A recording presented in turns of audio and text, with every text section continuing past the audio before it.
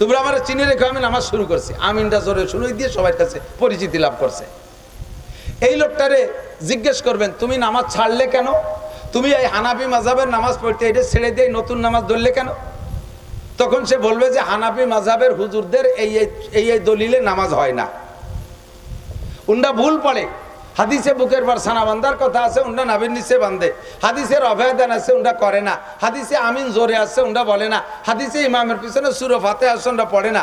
কাজেই আমার ওই নামাজ পছন্দ হয় না। হাদিসে যে নামাজ আছে আমি সেই নামাজ পড়ি।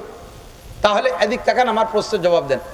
যদি এই লোকটা আগের নামাজ ছেড়ে দেয় তাহলে প্রমাণ কি সে আগে যে নামাজ পড়ছে ওই নামাজ হয় না, ওই নামাজ ভুল, নাকি বলেন? ওই নামাজ ভুল বলেই সে ছেড়ে দিছে, তাই তো? এবার সেই ভুল নামাজ পড়ায় কে? মসজিদের ইমাম সাহেব, হানাফি মাযহাবের ইমাম সাহেব সেই নামাজই পড়ায়, ঠিক না? এবার সেই লোক যাইয়ে সেই ইমামের পিছনে নামাজ পড়ে, তার কায়দায় বুকির পর ছানা বান্ধে, তার কায়দায় আমিন বলে, কিন্তু ইক্তেদা করছে কার পিছনে? হানাফি ইমামের পিছনে। কোন ইমাম? যে ইমামের নামাজ হয় না বলে, ভুল বলে, সেই ওই ইমামের নামাজের পদ্ধতি বাদ দিয়ে নিজে আলাদা পদ্ধতিতে পড়তেছে। তাহলে ইমামের নামাজ যদি না হয়, সেই না হওয়া নামাজের পিছনে উনি ইক্তেদা করলে উনার নামাজ কি হবে?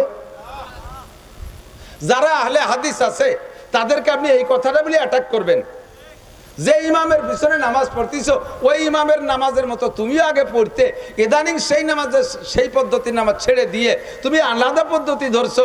এই কথার পরই তো যে ইমামের নামাজ হয় না, ইমামের নামাজ ভুল। তাহলে ইমামের ভুল নামাজের পিছনে তুমি ইক্তেদা করলে ইমামের নামাজ না হলে কি মুসল্লি নামাজ হবে?